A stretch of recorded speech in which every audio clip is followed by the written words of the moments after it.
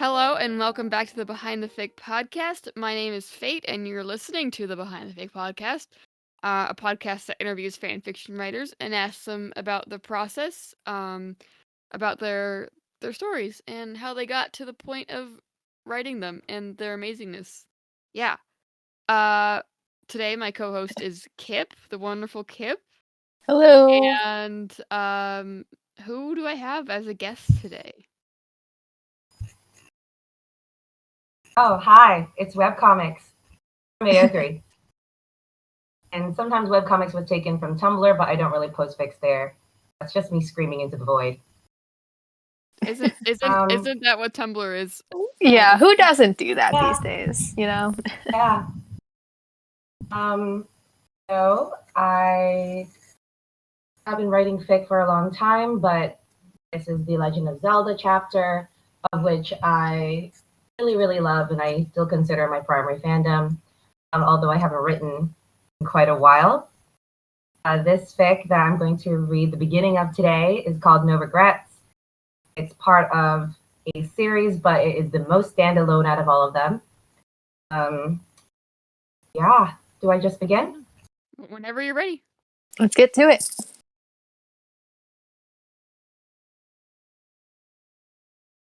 No Regrets. Chard opened his eyes. It was dark. He stared at the splintered rafters above him, listening to the low hum of the forest out yonder. His eyes followed the meandering crawl of a beetle that had wandered curiously onto the windowsill. Without turning around, it sensed Chard's presence and fluttered back into the wild. The silence was filled with a sigh coming from his right. It reminded him of what he needed to do. Chard carefully removed himself from the rumpled blanket and tried to get off the mattress without disturbing her. Of course, once he had both feet on the floor, she rolled over and blinked up at him. Now, she whispered, slightly slurred with sleep. Yes, he said. He turned away from her under the premise of searching for his clothes. The ground was humid, muggy, a place that didn't suit him at all. It was a pain to be constantly swatting insects away and wiping the sweat off his skin. Chard hoped he'd never again have to experience the sensation of something slowly dripping down his back, trapped beneath layers of fabric and armor. Goddesses, it was disgusting. The best part of each day was getting to strip them off and bask in the freedom of wearing nothing at all. Maybe that's why he liked staying with her so often. Her eyes were on his back as Chard pulled on trousers and shrugged into his undershirt. He had surprised him the first time. Bright, round, and pale like the moon that hung in the sky the night of that festival, one of the very few events that had broken up the monotony of sentry life at the outpost. He had to admit he was rather taken with them the first few weeks. But it wasn't his first assignment abroad, so any novelties wore off quickly.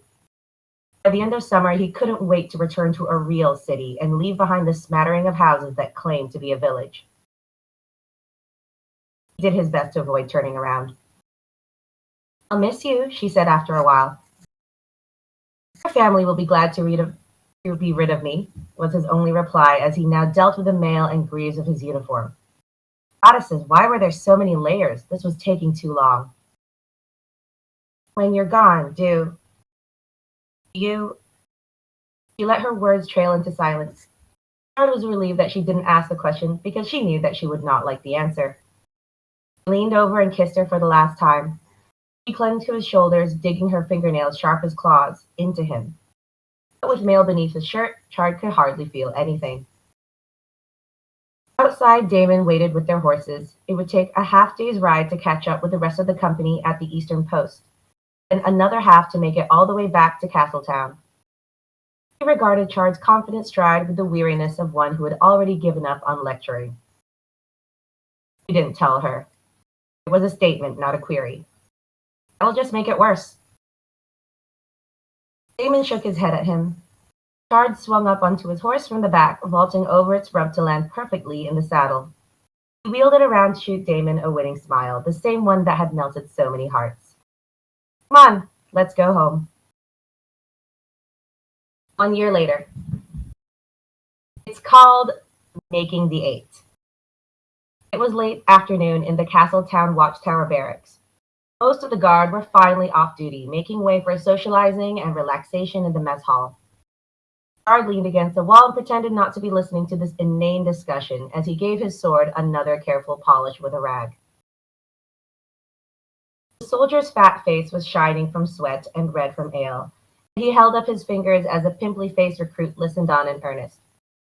Akala, Eldon, Charon, Naruto, Ibra, Hyrule, Lineru, and Necluda. 8 girls from 8 provinces. Once you've made the 8, my boy, you'll finally be considered a man. Somebody left out a soft, derisive snort. Howard looked up in time to see Damon folding his arms and shaking his head. Oi! The fat soldier waved at him gleefully. Captain, you ever make the 8? I'm a married man, Ruck. So am I, piped up another soldier who set down his cards from the other side of the room. But making the 8 is an institution when you're a soldier of Hyrule. Naruto's the easiest, advised one man. They're always on the hunt for husbands, so all you need is to mention you're looking to settle down, and they'll do anything to reel you in. Naruto's the hardest, retorted another. They've got such damn high standards. Of course they're going to reject your pathetic Arsenda. These women prefer strong and capable men. The recruit's eyes darted around the room. It was clear to Chard that the boy was feeling a great sense of alarm and fear at possibly being the only single man present who had yet to take part in the so-called institution. His gaze finally settled upon Chard. Chuck chortled. I'm afraid not, lad. This one may seem young, but don't underestimate his vigor. Why, I doubt 8 was hardly enough for such an ambitious appetite. This was met with roars of laughter. Chard gritted his teeth when he heard the recruit gasp with amazement. The noise died down quickly when the sword in his hand suddenly swung into position. Good to know you've no lofty ambitions yourself, he snarled, because blustering fools aren't the only ones with an appetite. The blade with feigned nonchalance scratching his chest. Hey, there's no need for that. Can I even take a joke now? I've said no lies, everyone here knows it. Chard stepped forward, but a hand pushed his shoulder back. He glared over at the person who had finally deigned to step forward and intervene. Not worth it, Damon said. Chard sheathed his weapon, but not neatly. The tremble of his arm made the blade clatter amateurishly in its scabbard. He avoided the gaze of the recruit, whose awe had dissolved into pure admiration by now. He felt loathsome. Sputters peppered the air. Buck emptied his mug as another soldier leaned in conspiratorially.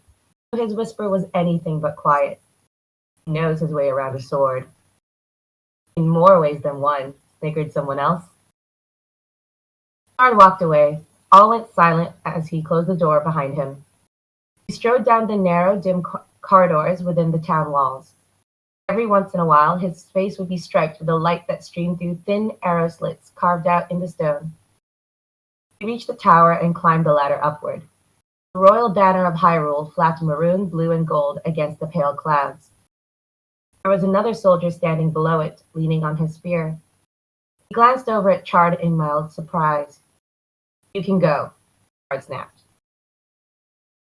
The guard raised a skeptical eyebrow, but no complaints. Chard stepped to the edge of the ramparts once he was left alone. He turned his back on Castle Town, with its bustling streets, bright blue roofs, and mindless gossip to gaze out into the country. The winds that blew across the green fields of Hyrule turned the grass into rolling waves rippling northward towards him. Chard found himself frowning, despite the pleasing rhythm. A puddle had collected in the shallow groove in the stone. Chard glanced down at it without thinking. The water reflected his face, and he understood why the recruit had thought to seek him out. Unlined, clean-shaven, framed by a head of sandy blonde hair that was growing thick and shaggy. Perhaps it was time to cut it, or to grow a beard. Chard was done with being judged by his looks. It had served him well in the past, but he flicked the surface of the puddle and watched as his eyes dissolved into the sky.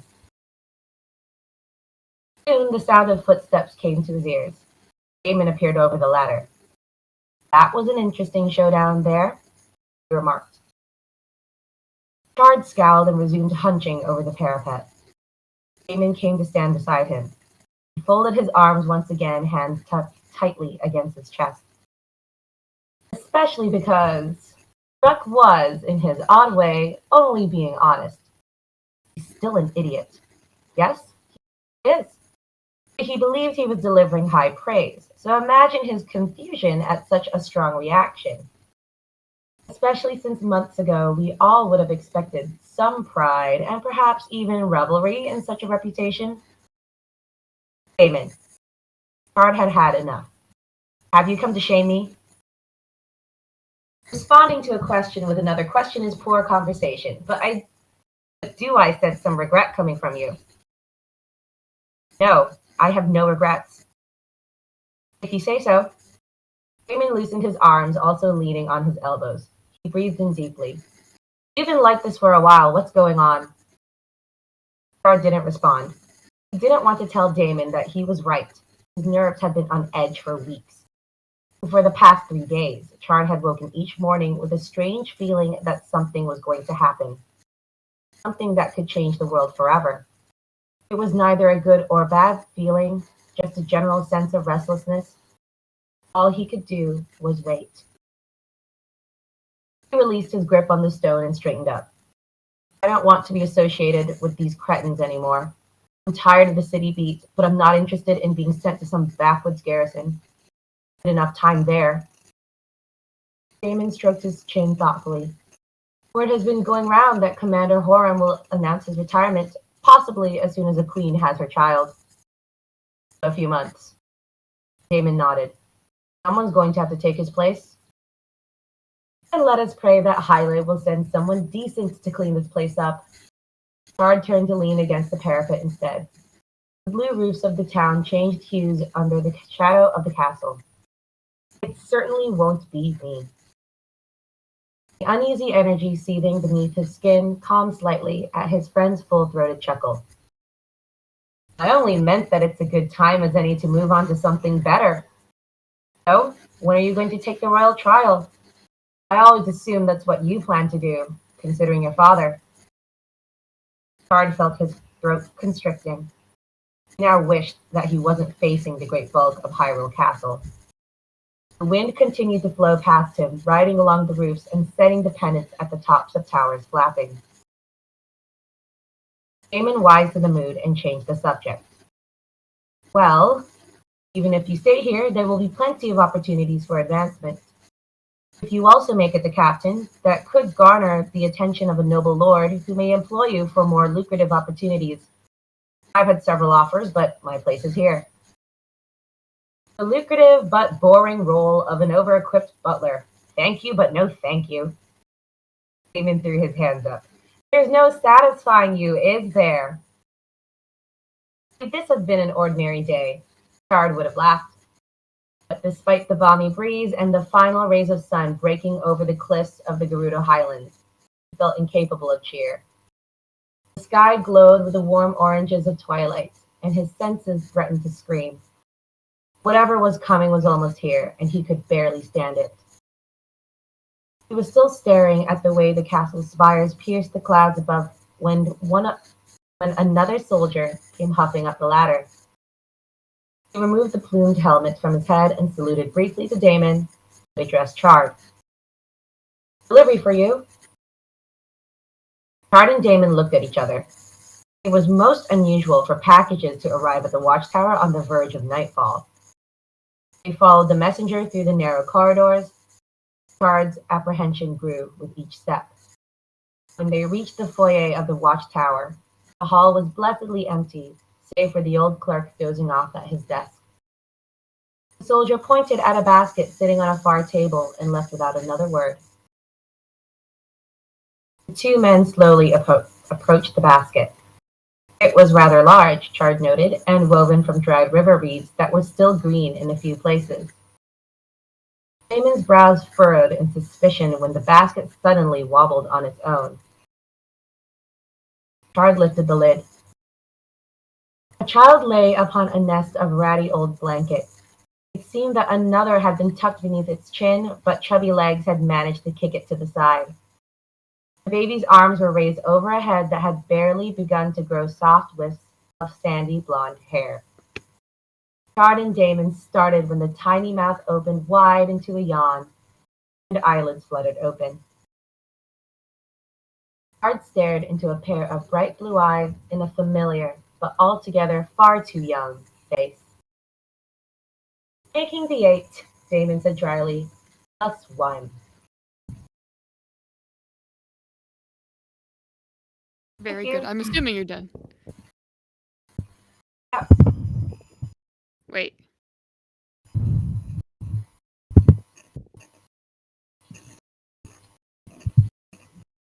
Is that where you're stopping? Oh yeah, sorry. Okay, I'm sorry. I was like, oh no, I interrupted. No, I figured that's where the section break is, if I remember. Very good. Oh my gosh. Thank you. I'm just thinking about Baby Link. He's so cute. Anyway, so we're gonna start the Q&A, but to our listeners, before we start the Q&A, we're gonna be talking about the entirety of the fic. So if you haven't read it yet, please do. We're gonna this is your spoiler warning because we're gonna probably talk about elements that if you haven't read the fic, you haven't read yet. So please pause the video and go read the fic and then come back. If you don't It's care not about being very spoiled, long. Go read it. Yeah, read it or else you're cringe Oh and gosh. not Oh swag. no. You know? Oh no, Kip. If you don't care about being spoiled, you can just go ahead and watch us discuss. But I really do recommend you read this one. It's something really special. So I'm It's gonna a ask good fic, so it's do like it. good. Like Like we wouldn't be talking about it if it wasn't great. So what are you yeah. doing? Why? What are you Just doing? read it. Okay. Why are you listening to my I'm podcast? I'm Get outta cowering in here. my bedroom. I'm like, praise. Oh, my computer's having problems again. Okay. Okay. Okay. If my connection suddenly stops, and I suddenly leave, please keep doing the podcast, Kip. Thank you. My computer, Okay. Ominous, but my sounds good. computer is doing strange things. If it just suddenly craps out, I trust you. Okay. Oh, Question. okay. Why don't you go first then? Yes. Okay. In Breath of the Wild, only a few more than a dozen of memories of his past life return to Link. They coincide with the pictures on the slate for the sake of gameplay. Yet, aside from that, Link's memories of his childhood are not triggered by other sights and sounds. Do you think there is a psychological reason behind Link only remembering memories pertaining to Zelda and not his childhood? If so, explain. Does that make any sense? Oh yeah, it does. Okay. Because I have noticed I skew pretty calamity when I like to write about stuff because part of my fun with fanfic is filling in gaps, as we said, as is obvious with this fic. I have kind of like a practical, cynical answer, and I have also like a more optimistic, like from a story standpoint. So my first kind of, well, it's not cynical. It's more like I will say it's practical. Here's the thing. It's kind of recognizing the craft that is a video game. So first and foremost, this is a game. It's we're very lucky and we're very blessed that it's got a great story with it. But Nintendo will first and foremost make it a fun and well put together game. So the reason why in the game the memories are just pertaining to Zelda is because the game is also about Zelda. So they're not thinking, they're not thinking like authors. They're thinking like game developers, and they're like, all right, well, we'll get them invested enough, but we'll go on to the next location and do the things we want them to do there. So I think that is why the memories are the way they are. It's also why some of the memories are like very stilted in dialogue sometimes. I've addressed this in the like when I say address, I mean like I've talked about it in the author notes of the fic that comes right before this one, where I just kind of complain about it and be like, that's why I changed it slightly, everybody. This is not trying to get anyone to read that first one. It's ridiculously long, and if you play the game, you kind of know it already. But in the author answer, I think again it kind of boils down to the craft. The story in Breath of the Wild is a lot about Link and Zelda together. It's arguably that Zelda has the clearest development, I think, and it's shown through these memories. I feel like I'm losing track of the original question, but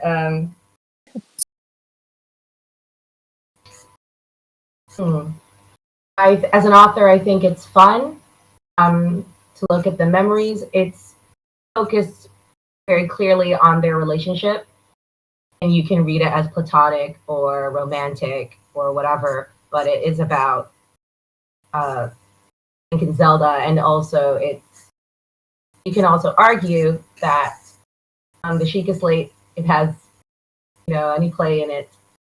The goal is to try to eradicate Ganon, so they're going to lead Link towards what could motivate him to do that, which is Zelda, and how they two also work together beforehand, before the calamity, to achieve that goal. Maybe my author answer is also kind of like extremely practical. I don't know. What do you guys You think? can be all the above. You gave good answers. Yeah. That makes sense. Yeah. Kip, do you want All right. Yeah, so let's do. So, following kind of on the track of Zelda, one of the things you can really notice about the fic is this sort of. It's kind of foiling between, like, in the game, you have this, like, strained relationship between Zelda and her father. But here in the fic, you can also get a look into how. What Link's relationship is to his father. And, like, it's kind of. What's the word? It juxtaposes sort of like what we see in the game with Zelda, but like you see it with Link. So can you just explain? I don't know how to word it, Kip but is you using probably the do because you're. fancy literary terms, juxtapose. Can you explain like what kind of process it was to like make this this cool relationship between like Link and his father? Because I don't know, stuff like that. Do that if that makes sense. Oh yeah, no, that totally makes sense. That's like the whole reason why I wanted to write this, because I got filled with the feels when I was writing again the installment before this one, which is it is very Zelinky. That is the main ship, but I also put in Link's dad as an OC, and when you're writing a fic and you make an OC and they're not supposed to be a main character, but they kind of like creep up on you. If you write original fiction as well, I've talked to some of my author friends about this. It's very amusing. Often your favorite character is not your main character. There's lots of reasons for this. Sometimes you're like, it's because their stakes are not as high. You don't feel so pressured with them. You can be silly with them. But sometimes it's because, they grow on you and you start noticing that they have so many opportunities in that vein. So I think that's what happened with Chard, Link's dad. I wrote him in the first installment as just like, father figure. And I'd always considered their relationship to be kind of complicated with the tiny clues, you get from the games. Like, yeah, your dad was also in this profession. So, that's what you have to go off of. It doesn't really say whether there was a positive or negative relationship. It doesn't say how close they were. So once again, that's the fun part that we get to fill in. I like complicated families. They're fun. Okay, but same. Yeah. I can tell. So, I can tell. You wrote them so well in this fic. I love it. And also like there's Zelda and her dad, and that's already text. That's not subtext. So that's like the rubbing your hands together. Let's do this, cracking knuckles, writing furiously. So It's how angst writers do. We just love feeling and inflicting pain, Lots of feels. Yeah. So to be honest, I didn't think too hard about the character at first, even though Chard also shows up in the very first chapter of the first fic. I have to like cast my brain back to like 2018 for this. You got this. I remember it developed as I was writing the first one. I just had more thoughts about him. I think it comes to a point where, and also mentioned this in the author notes of the other fic, where there's a part where Zelda's asking Link about his dad, and I kind of like made it up in the spot, and I was like, yeah, there's dad. I'm like, oh man, do I need to write about a mom? And then I thought, oh god, I don't want to make up another character, so I literally was like, yeah, mom's not in the picture. Don't know why. We'll figure that out later. I was like, yeah, it's just Link and his dad, and then it kind of stemmed from there, out of my sheer laziness to create another character. That I was like, it's just the two of them. It's been just the two of them for a long time. It's still just the two of them at this point, even though, he's been pushed into an adult role. And what is that like? So I kind of threaded it backwards from there. Something I do a lot. I do consider myself a plotter. I plan a lot before I write something. But part of that planning is also like walking around and thinking about it forever. And and that develops. And so also I think in the first fic, I didn't think I would be so attached to this OC, but I really was by the end. So by the end of this, I was like, all right, we're going to write Chard's story, everybody. Bad fic is happening. I can't wait. So that's how it kind of came to be. Yeah. You did your job well, because now I'm also super attached to him. So it's always something about like the Link father figures that get to me personally. Right. I think it was those early chapters that really cemented it, like early on in the story, where you really felt this, like, I don't know, it was just a really nice father-son relationship. And also that payoff in like the last arc with that's what really got me. At the payoff, and then by the end, it's kind of more of a distant relationship, and it's so tragic because you want them to, like, I don't know. Anyway, we can talk specifics because we already gave the spoiler warning, right? Growing up. We can. Yeah, it was like when he all the time.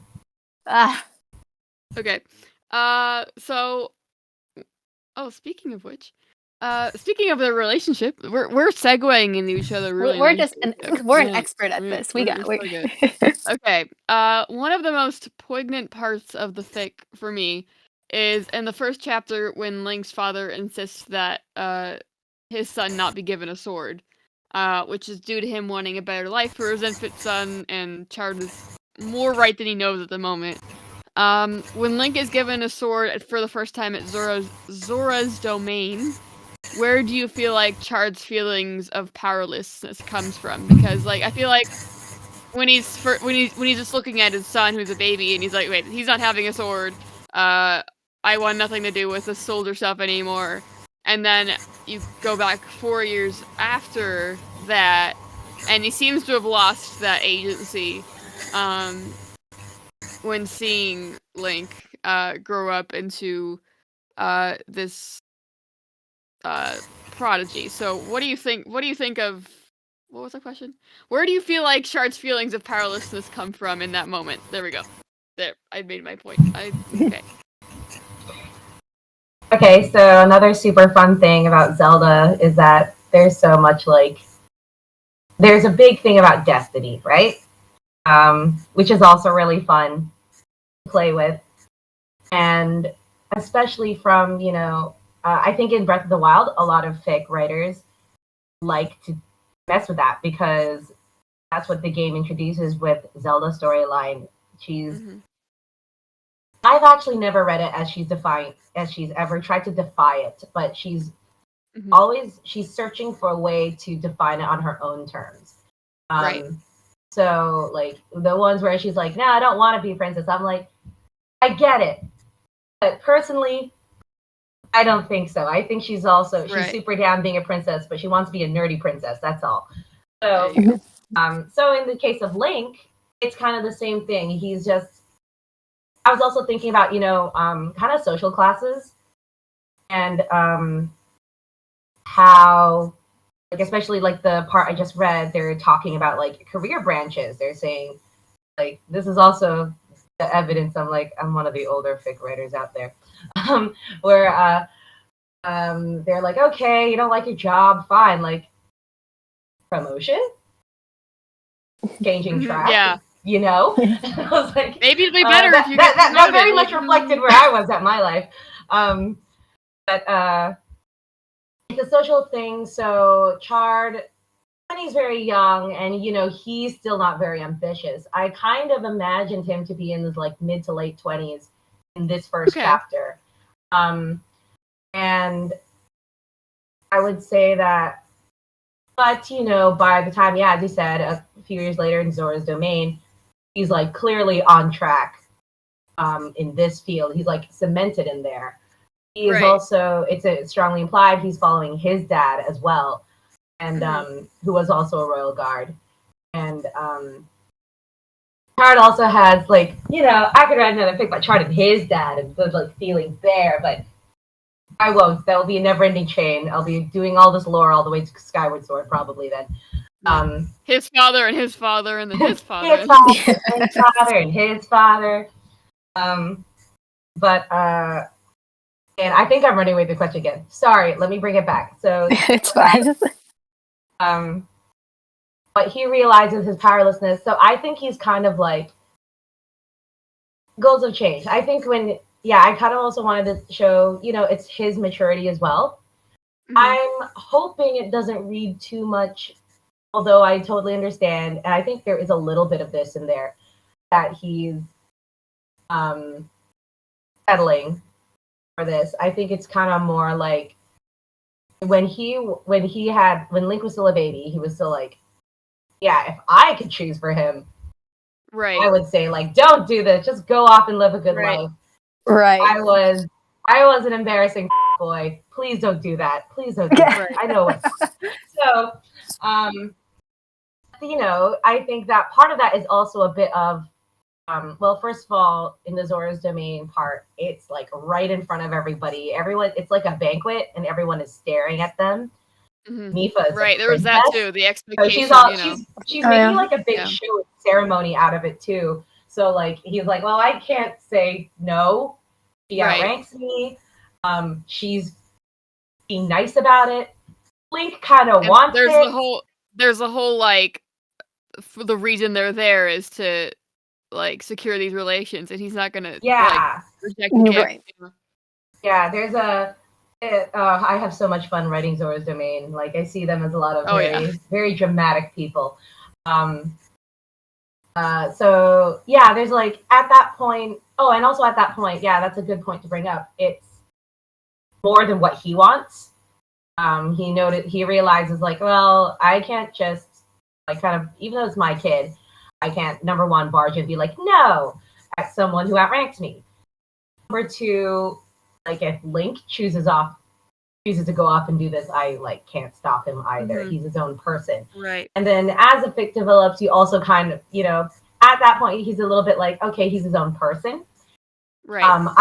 But maybe I can still guide him. As the fic develops, the next one is kind of more like in the third chapter, one of the most fun chapters, the most fun scene, the fight scene, sort of. Well, not fight scene, the scolding scene. I don't know how to explain it. I'm with you now. I'm like Link is not a perfect little boy scene, because he is a person. At that point, that's when he also gets a realization. He's like, well, I can't control Link forever. I don't want to either. I want him to be a good person, but he has to make his own decisions. And then the last like 2 chapters of this fic is also like, even Link kind of can't choose everything for himself. Things have been set into place before he even knew it. I think that's a really fun tragedy. I just said really fun tragedy, but yes, it's a fun tragedy of Breath of the Wild. I think that phrase as normal. Wording. Yeah, that's that is the fun tragedy of Breath of the Wild and this fic, and I milked it for all it's worth. The lack of choice. Yeah. This is a podcast of writers because we're all giggling like excitedly over how like sad our characters are going to be. People get hurt. We just love pain. It just comes back to that. Yeah, exactly. All right. Well, back to more Chard related questions because See, we're I so love good him. at We're this just so good business. on segueing. We deserve like a medal or something. Anyhow. Yeah. So there's a lot of different scenes in the fic as it progresses where you start off with like where you basically see Link and his relationship with his father grow. Like you can see him first being like adorable, being like, I love you, Dad, and then he's like a broody teenager and all that. So this is less on like the fic content itself, but more on you. So like which stage or like maybe which chapter was your like favorite to write for concerning like Link and his relationship to his father? And then sort of follow up, which was your least favorite to write? Okay. So I'm going to take like a really brief moment to pass aside humility and say that I still think this is one of the best fics I've written. I'm really proud of its structure. I'm really proud of like it hit all the things that I wanted to hit, and I felt like I did it. Good. You did Yay. do it. Yeah, It is I yes, you great. know did. It You're is that great. was absolutely right. Yes, valid. that was like 4.5 We like years the ago. self-love here.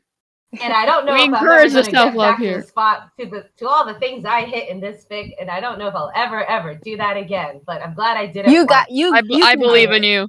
You got it. But anyway, I'm really pleased with the structure and everything, especially as you pointed out with the arc. I also don't like to go back to read my writing. It makes me like really awkward. But I don't mind doing it for this one because I'm just like when I read it, I go like, yeah, I did that. But Yeah, you the part I did. do like to read, the part I do like to reread is chapter 3. I like because that's like it's the very middle. There is a very obvious turning point in their relationship there, but it's also self-contained from the beginning to end of that. There's also like a really bit of an arc. It starts out with him when he's 7, and also we get to see Zelda for the first time, and that was cute. That was fun. I love Zelda, so it was Girl like, yay! boss. I get to like throw her in here. She's very sad, but she's there. That's the funeral scene, the Queen's funeral, and again, this is me being lazy. Well, a little bit, but I also wanted to point out that like I think some of my readers were reading to be like, what about Link's mom? And I was like, sorry, this is not a Prince Zuko thing. Yeah, we're not going to find out about his mom because she's not That's fair, important in his life. Yeah. Right. Um, I and love that line where Link was like, I like that it's just the two of us, and I'm just like, oh my. and that's what Char does too. He goes like, "Oh my god, thank God," because like I don't know what to say. I abandoned your mom. Okay, cool. I will never have to say that to you. That's awesome. There you go. But he's also like, and he's got a bit of like shame, but also relief. And he does recognize, I think, that it's like almost by the grace of his son that he gets away with this, or not gets away with it, or like he's almost like forgiven before it's even like talked about, like an issue. Yeah. Yeah, and then, but then it kind of like segues into the when he's 10, the bratty 5th grader that Link is, where I also wanted to address that once again, it's a video game. They want to make a cool character that people want to play. So Link is this prodigy. He's amazing. He's like a tiny child. He should not have the muscle strength to lift these weapons, but somehow he does. And he's like beating up grown-ups when he's like a baby. And I was like, okay, here's the thing. If everyone's around you telling you how amazing you are, and there is honestly evidence that you're pretty amazing, and you're getting into your like preteens. I'm a teacher. Have you met preteens? They're great. Oh yeah. But they're also like, and I have one I'm thinking in mind that she's one of my favorite students. She's great.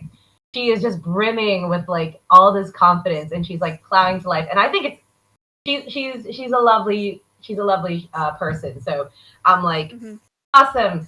Hold on to that. But and I've also established in chapter 1 that Castle Watchtower is not the most It's kind of a toxic place. So Right. there is like, I wanted to show that there's like a point where he could have totally veered into a very different type of personality and a very different type of attitude. But you know, Chard is there. He's a good dad. I also was like, there's a lot of I was like, I feel like there's a, because pain is fun. There's a lot of possible bad Link dads out there. I will present to you a Right. good Link dad. Yeah. And also because, as we know in chapter 1, Chard recognizes. I think I have that line in there that says something like that, where he says he knows what happens to young boys with a lot of skill and talent Right. who act left unchecked. So he makes sure to like check it in, and for him it's super uncomfortable. He doesn't like, he doesn't want his kid to be mad at him or to be like resentful or feel like I'm being punished. And it's like, well, yeah, you're being punished because Right. you're kind of not good. But that's a big turning point, and I showed in the scene after when they leave Zora's domain. He's a little older, and he's developing into the Link we start recognizing in the game. Right. That Link does gain a lot of respect for his dad, though, because he realizes that, like, the purpose behind those words. So, like, I honestly think maybe if, that middle section, when Link gets in trouble, didn't happen, I think that is actually a key scene in their relationship with, he's not just my fun dad. He's also, like, he cares about me and he cares about how I end up. And I'm going to pay attention to myself a lot more because of that. Right. Yeah, I like that part. My least favorite, I don't know. This was fun. Oh, I guess my least favorite was the very end. I guess my least favorite, it was sad. And it was like, Yeah. I'm sorry. You gotta go. Bye. Sorry. Yeah. Bye. And then he just gets, yeah.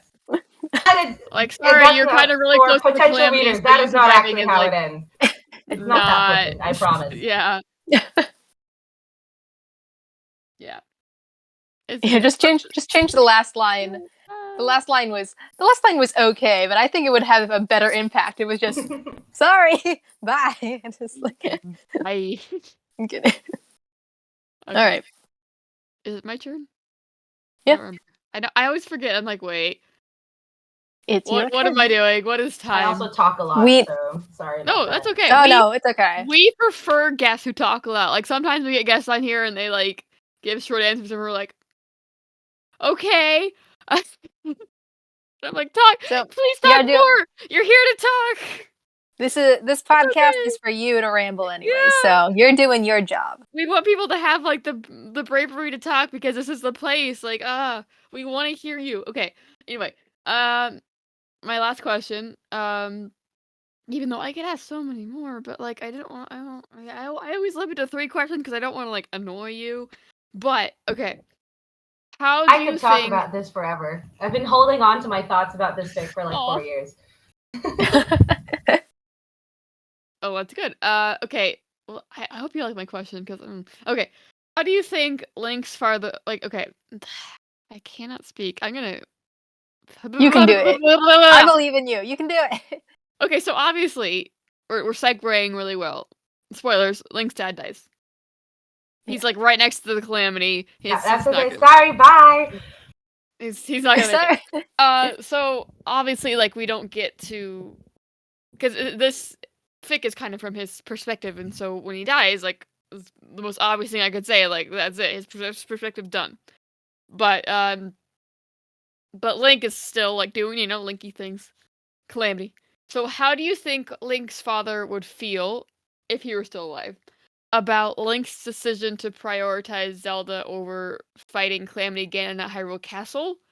Because in creating the champion, we see that their path went like right at the Hyrule Castle, and then like never mind, we're going somewhere else. So would Link's father scold Link for being distracted because there was a whole line about being distracted, or would he praise him for protecting like his love, because I feel like Link's father never really had a love like Link does with Zelda. So there's my question. It makes no sense. No, it's a juicy question. I like Juicy! it. Yay, I got juicy from Kip! Okay. That's a good question. And yeah, I also did. I've seen that same map you're talking about. It's from Masterworks, and it did fascinate me because yeah, I remember when I first saw that, I was like, oh my god, they went right up to the gates, and then they were like, nope, and they turned right around and they like ran off. So once again, even though I promise, No Regrets stands on its own. You don't need to read any of my other fics to read it.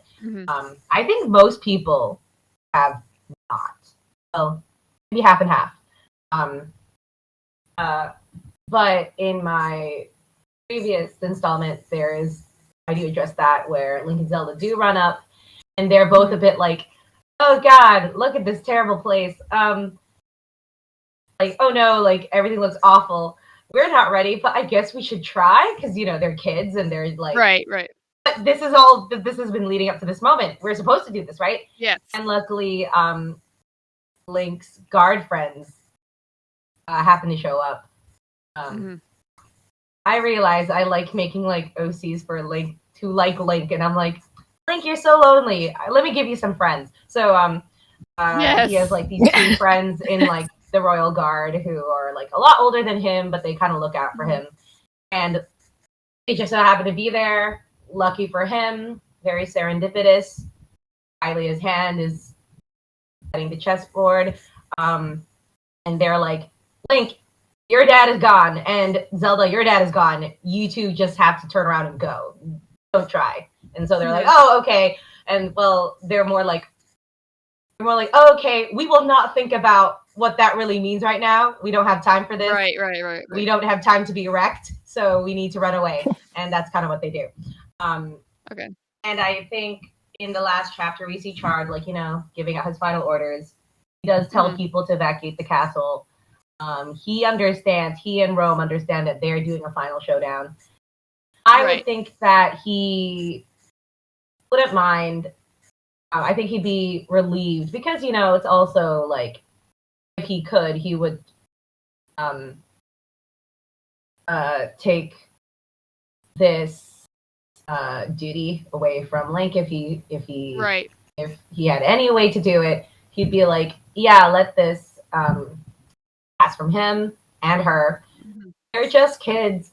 And yeah, and he also understands Link's feelings for Zelda. He's happy for him. Like, in a way, in the kind of way of, like, I talked about social class and stuff. I think Chard himself was like, don't think too hard about it, man. We've got bigger things to deal with than, him liking a princess. We'll get to that if that ever has a problem, and they're happy right now, so good for them. Yeah, I think he would have agreed. He's like, okay, well, I know you've been told, killed this terrifying big demon, but you've also been told protect the princess. And if you've kind of like, I've weighed the odds, and I don't think we're going to get rid of this pig demon all that easily. So, yeah, go save the princess instead. I think he'd be fine with it. Yeah. Okay. Yeah. All right. Am I doing a question, or do you want to go straight to the Tumblr thing? Just pick your best one. All right. So kind of reusing this from like my other episodes on the podcast, but like I've done that before. Yeah, but I guess I like saying the same questions again because it's fun to see different answers for different people. So, what everyone? Well, I generally. Oh, wait, let me word this right. Generally, when writers write things, sometimes there's like little like details where we're like, ooh, I'm sneaky. I'm gonna write this little detail, and then they don't know, and it's like, woo, I hope someone notices this. So, what was like? Do you have like a detail or like a bit in your story that you like planned that you think like deserves like more attention or like more. Oh my god, I know how to word this. The words are right in front of me. Is there a detail in your fic that you think deserves like more attention, or like a little like secret that readers, if they paid attention more, they'd get like surprised by it or something like that? Yeah. Oh, that is a really interesting question. Um, so I have what I really like about Breath of the Wild, I love the map. I think it's really cool. I like looking at all, and I also really appreciate that even though they're in ruins, it still has all like the names of places and Mhm. old garrisons and outposts. I think you have, Mhm. I think there's glimpses of this in the section I just read, where I explain like how long it takes Right. to get from each place, how Chard, the kind of snooty city boy, is like, oh, this place is a dump, but when he's like stationed out Faron, and I have like fun. The reason why I think I like pre-calamity a lot is mainly because I really like making up and trying to figure out how like um, Hyrule in its prime, Mhm. right, like before the calamity would have looked like, and how Right. it would have been set up. I guess that would be kind of the secret, or kind of like, well, I don't think it's a secret, and I don't think people need to pay attention to it more. But I had fun paying attention to it. And another part where Rome, Impa, and Tard are like developing strategy, and they're looking at a map. That was also fun for me to kind of like make up. Mhm. And once again, Nintendo's making a fun video game. They're trying to make sure you're not bored, but it's also like trying to make sure it's easy to recognize the important places you're supposed to go and the places that are just kind of like Easter eggs. But I've always kind of been a bit like, this map is kind of illogical. Why is Gerudo Town such a great marketplace? It's in the middle of a desert. It's not really on any major Mhm. waterways or like roads. I guess my excuse for it's like perhaps it was actually a good place of trade for whatever nations exist outside of Hyrule's borders, maybe across the desert is like a very profitable country that they want a lot of stuff from. Or whatever. Castletown actually is like the perfect capital city. It's on a mountain. It's surrounded by water. It's in the middle of the country. It's got a lot of access to good like farmland. Um, I was like, huh, yeah, that makes sense. Like this is how my brain works. I get very like It's all about the world very. building, yeah. I Yeah. was I was I really enjoyed. Okay, for high school, for me was a really long time ago, but I really enjoyed world history because I like seeing the connections between like places. Um, but yeah, I think kind of like developing Hyrule as a kingdom was really fun for me. I like to make up customs. I like to think about I try a lot to make it as canon compliant as possible. Even Mhm. though I think the canon is quite shallow on purpose, because once again I say it's a video game. Like they're not Right. trying to fill it up with like all this like one of Zelda as a franchise's strengths is that Nintendo does do this more Right. than your like Yeah. they welcome you to explore. They welcome you to find little fun little tidbits, and but they also are trying to make a fun game for you. So they're not going to worry too Mhm. much about logic, and they're not going to worry too much about like physics too much, Yeah. or historical precedents, which is what I had fun with in this fic, because I like to think about what kind of materials they had. I like would think about like I talk about like rice fields a lot, and Mhm. because I noticed that is much more prevalent in like the Hyrule, Cluda areas, whereas wheat is really more a Tabantha thing.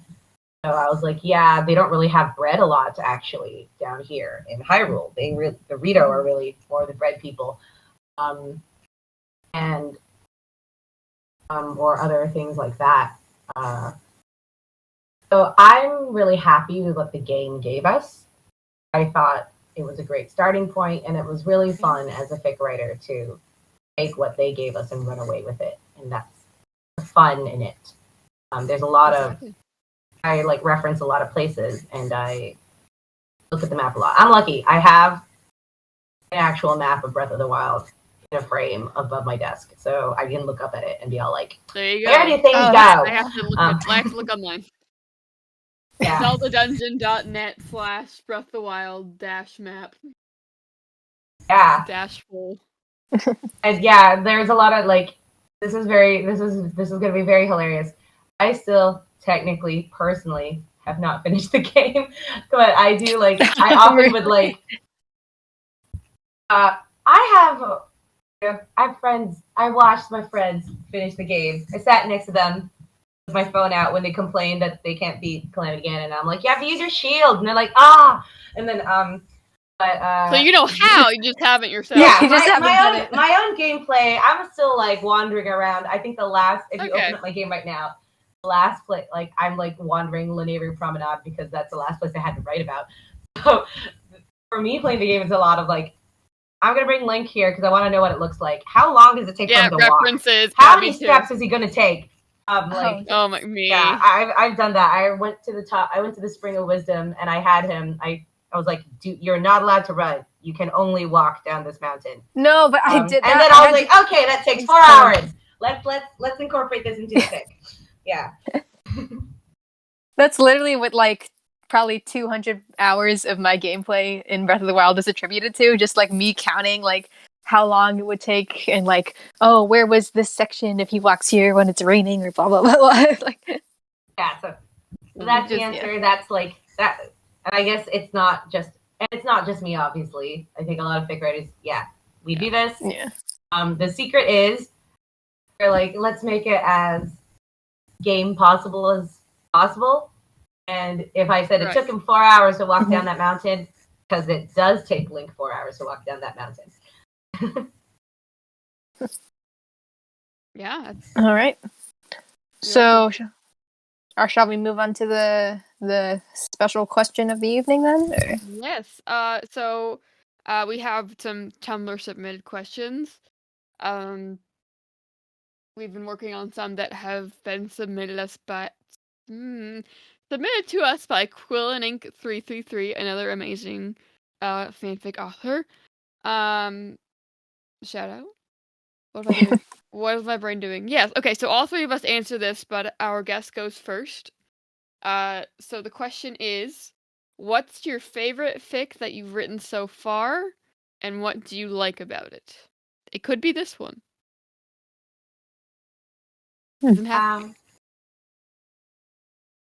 Yeah, I think it's this one, and I kind of answered it. Nothing wrong with that. I answered it earlier. I answered it earlier. I'm really pleased with its structure. I think it hit all the emotional beats that I wanted it to hit. I'm really like it's from a writing and craft standpoint. I'm proud of it, and I've seen it resonate with a lot of people, which I feel very honored about. I'm glad it was able to other people were able to feel the way I was hoping they would feel when they read it. And it's the only one of my fics that actually has fan art, and I didn't even know about it until weeks after it happened, and I was like, whoa, wait, oh my god, this is good. I'm crying. I have it bookmarked on Instagram so I can look at it when I feel bad. Please send me the links to that so that I can link them in the bio and also stare at them myself. Oh yeah, so it was amazing. I think one of my mutuals on Tumblr just suddenly reblogged it and it was like, yeah, this fic is good. And I was like, wait a second. I was like, oh, Link and his dad. I was like, I wrote a fic about Link and his dad. And I looked at it and I was like, wait a second, that's Chard. Oh my god. So I was very. There you go. It was like midnight, and I had work the next day, and I was like, I'm not going to be able to sleep for the next 2 hours. Sorry. But I'm happy this fic resonated with a lot of people. It was fun. It was very satisfying to write, especially because, especially the section I just read, it's very OC heavy. It's mostly about an OC, if there are no game characters show up until like the last third of the first chapter, and he can't even really talk because he's like 2. Right. And but somehow people still stuck around and kept on going, and I think Right. I'm very like marveled at that, and I'm very honored that they chose to stick with it. Yeah, it's because this it's one. good. Okay. Yeah. All right. Well, my favorite. So, mine one is also like an OC centric fic that like I really like the structure of. It's actually like it's more of like an Ask blog like fic sort of thing. It's called Hyrule Kingdom Updates. I actually I didn't like label myself as like the author of it, but I had no idea you were the author. I just knew it yeah. existed. Yeah, don't tell anyone because I'm counting on the fact that my mutuals don't watch this podcast because I'm gonna surprise it later. But I I was just about want to to say say, that. are you Why aware that not? you are on a podcast? Yeah, no, I am.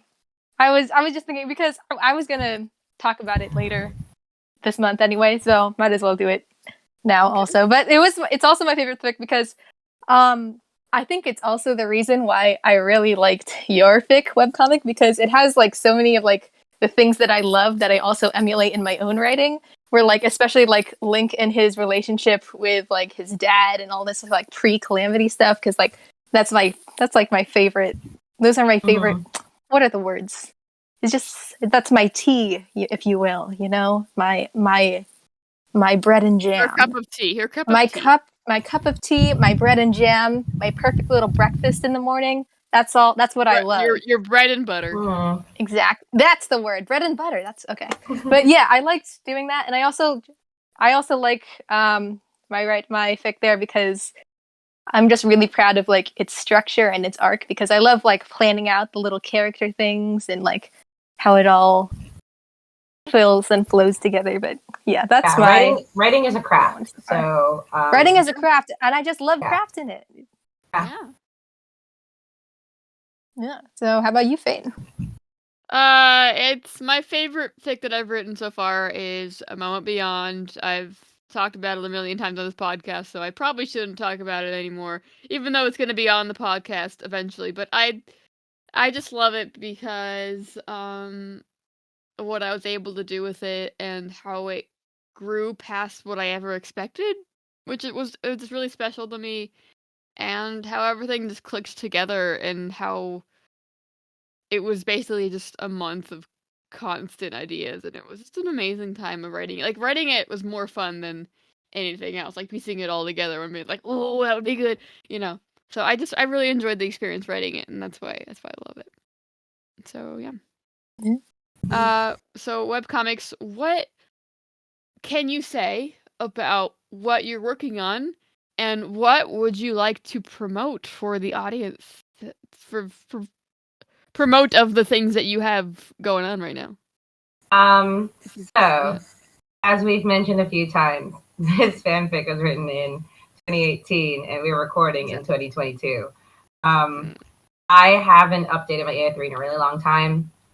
I've got like some tiny little ideas floating here and there that I don't know if I'm ever going to get to, or like I won't for a long time. The next kind of fic thing I have coming out is, although it's a little late to pre-order, the Linktober zine, of Darkness. I have a fic in there. Nice. Because for the past like year or so, I've been writing. I've been working on my original fiction. They're not really anywhere because they are novels that I'm trying to query to agents. Right. So that's not very exciting. It's like, yes, I've been writing stuff, but like, It's sorry, exciting. That can't is read them. exciting. It Though. is. Yeah. I mean, I think that's pretty cool. So, and they're totally like they're totally like different from this. So, you know, this is all like it's like destiny and like fate and like family and like angst and stuff. And it's like, what's the last thing you wrote? I'm like, it's just like YA novel about an a Mhm. cappella group and shenanigans, and they're all screaming at each other. Very funny and very silly. It still sounds amazing. But my AO3 is webcomics. My Tumblr's webcomics was taken. It's not very interesting. You will just see like I'll reblog Zelda fan art and like pictures of BTS. That's interesting. Wow. And then on Twitter, my writing Twitter is totally different. It's Pearl Grey Latte, gray with an E because I spell things British. And I'll be there yelling about writing things. It's not really fanfic stuff. It's a lot of like book world stuff and like publishing. I recently wrote a really short thing with a bunch of my book Twitter friends for a Christmas swap. It's not up yet.